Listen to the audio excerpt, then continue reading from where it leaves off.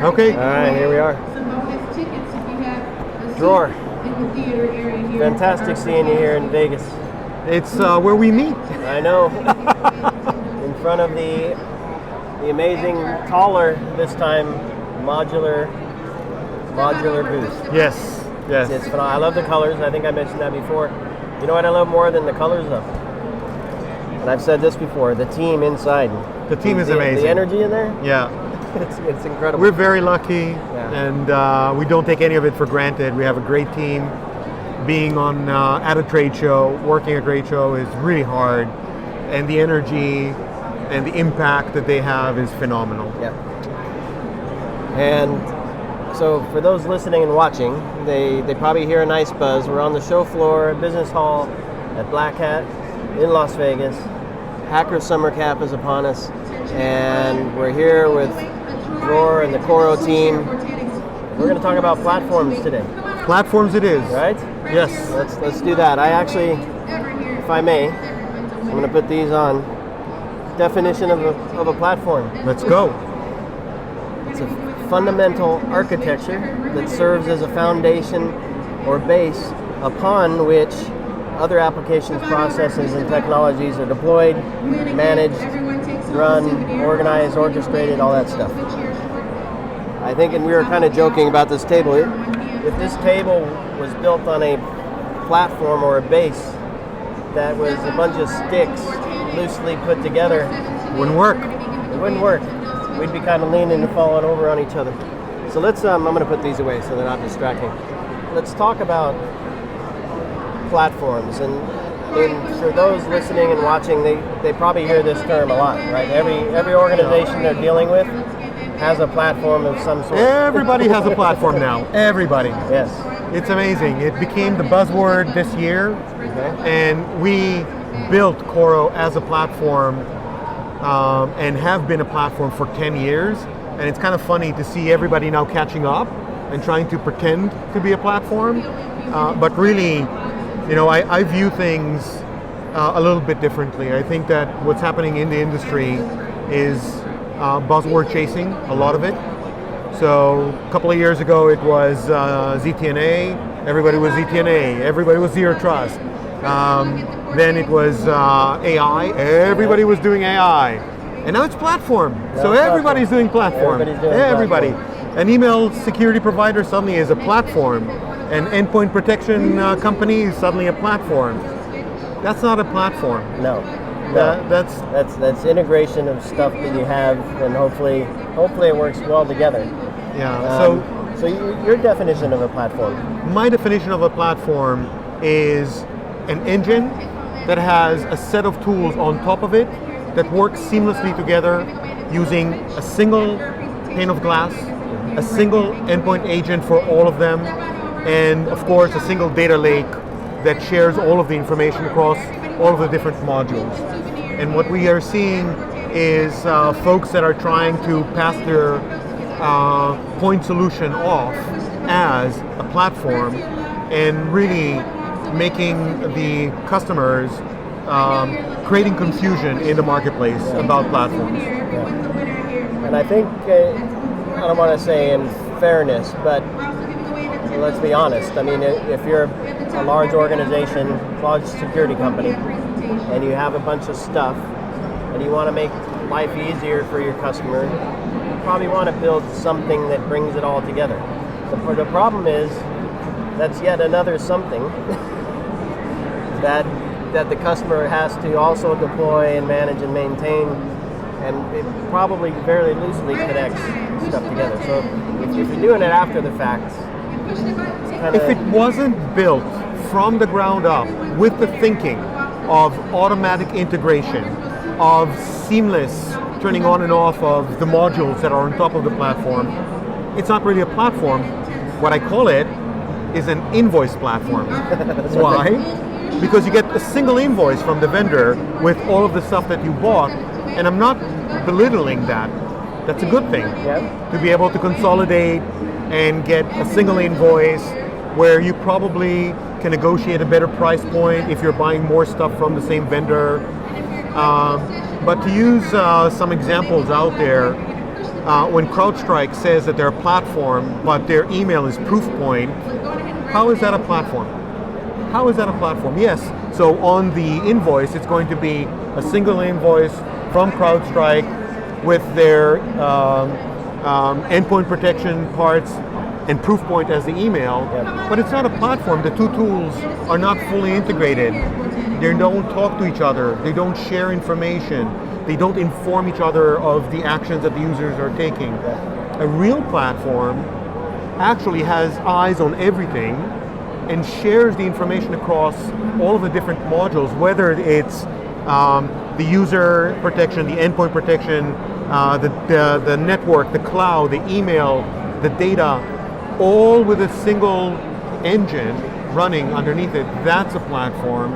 And I'm proud to say that we're probably the only player currently that has that in place, in production for years now.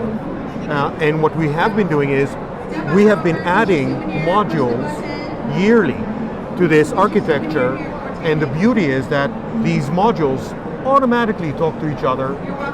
They understand what is happening across the cybersecurity landscape and not in the just email, just endpoint, just data protection. That's not platform. Yeah. So we're going to go on a ride here, but let's start. The last point you made when you described it was the data lake.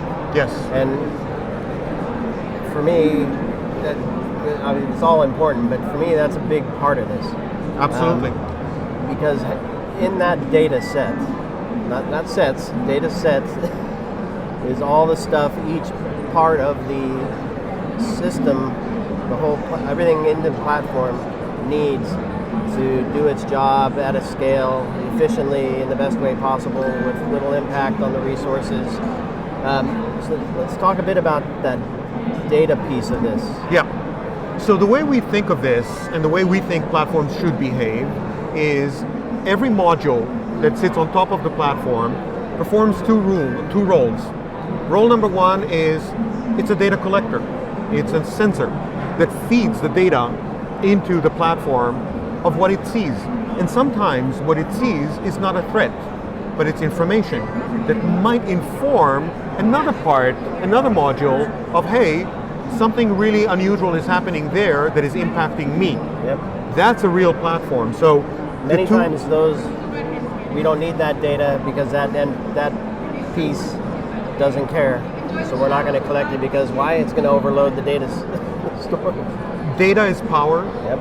And as I said, the modules have two roles. Role number one is a sensor, feeding data into the data lake. The second one is protection.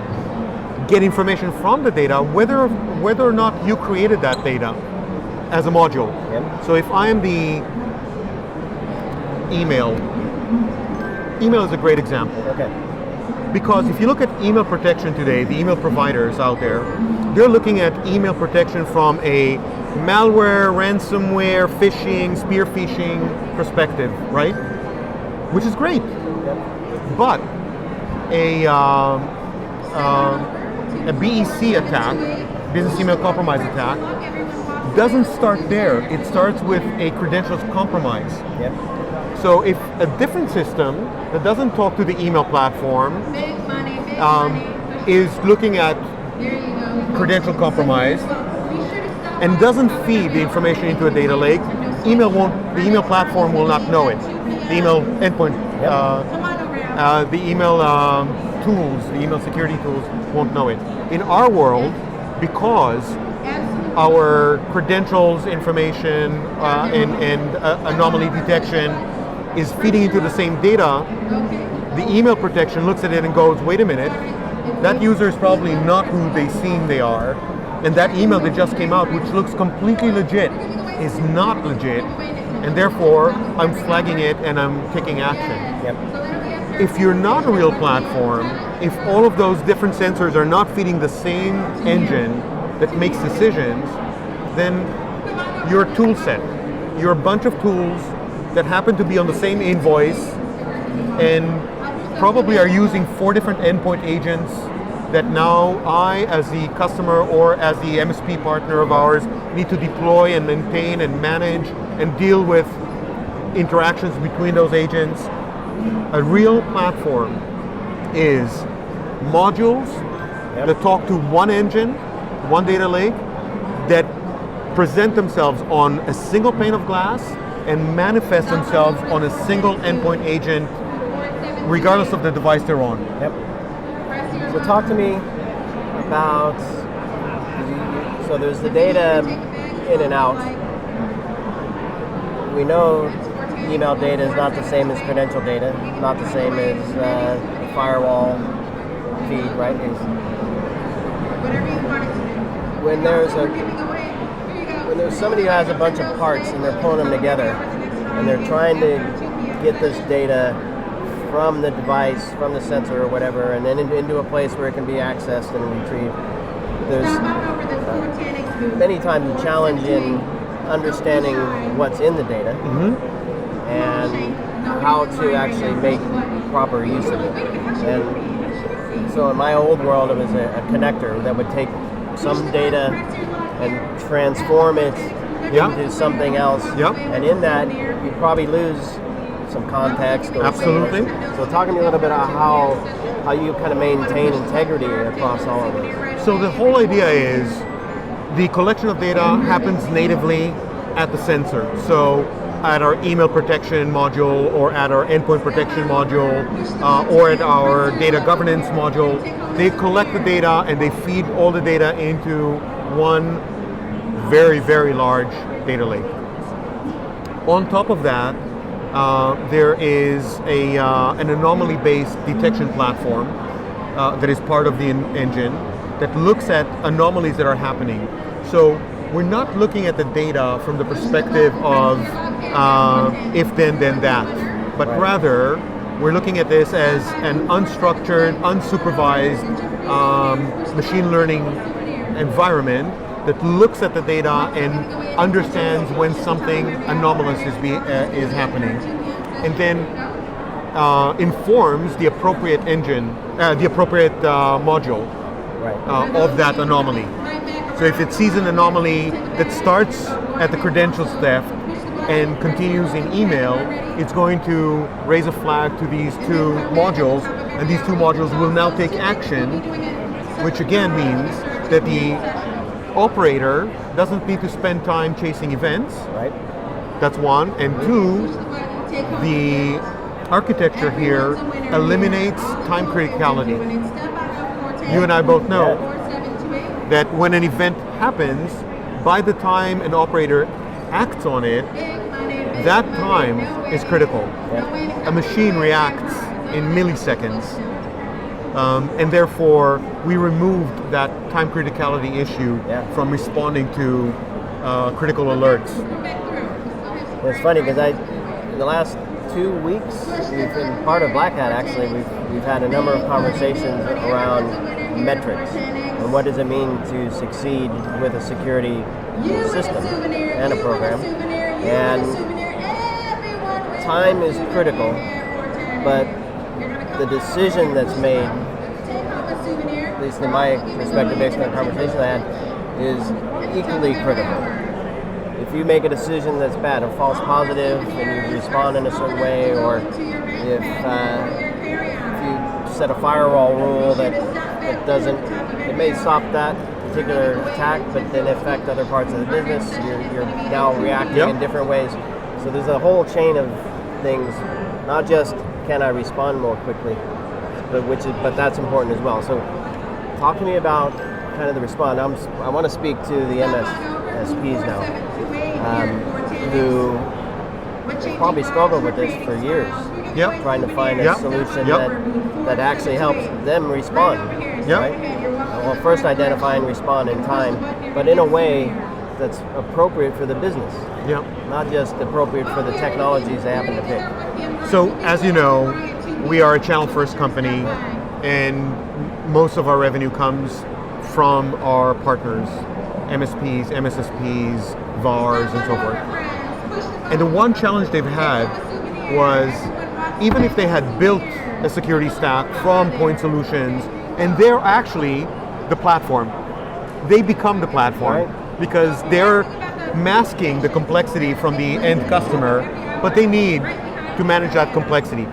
Managing that complexity creates an enormous OpEx cost for them, which then they need to pass on to their customer. When you're looking at the mid-market or a small business, they just can't absorb that cost. So what happens? My MSP partner needs to make one of two choices. Either not cater to that huge market, mid-market and small businesses, which are actually the majority of the businesses out there today, or offer them a sliver of the platform they've built, because that's all they can afford. We come to the table and we say, no more. You can actually offer them the entire cybersecurity solution, starting with user, endpoint, network, cloud, email, data, everything in one platform at a price that they can afford, because we remove the OpEx cost. Because managing Coro is so much easier and so much less time consuming that your team can now support so many more of these smaller businesses out there without adding to your OpEx. Very different model. So there's OpEx in terms of just getting it all to work together. But also the team cost. The largest cost is actually the team.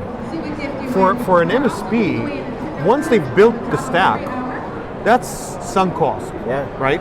But then there's the team that needs to operate it. And every customer that you onboard in that complex virtual platform that you created is very, very costly because of the alerts and the operational costs associated with that.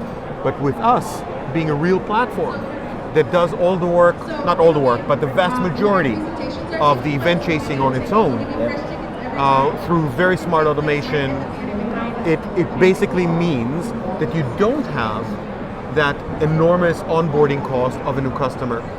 Exactly. And that actually opens the door to a huge revenue stream that you've basically not been able to address effectively and profitably before. So most MSPs shied away from offering a full cybersecurity stack to their customers, to their SMBs and mid-market customers, and we are changing that economic equation. Well, they deserve the same protections, the same SLAs. Absolutely. The same thing. So these guys are the backbone of the economy, the mid-market and small business. And the fact that this entire industry around us has neglected them, has overlooked them, and has been trying to shove enterprise product down their throat is shameful.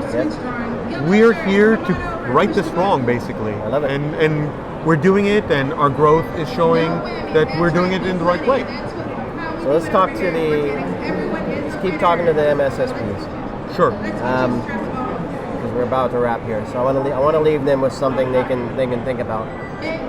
Are there any signals? I mean, I'm sure they all feel the pain.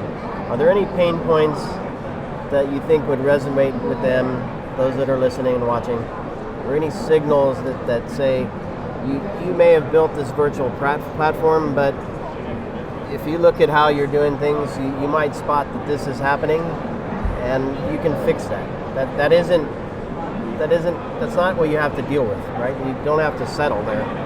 So are any signals or signs or anything you want to share? I think the main signal is when your SMB or mid-market customer comes to you and says, I have this new requirement by either regulation or by cyber insurance or by the supply chain I'm in.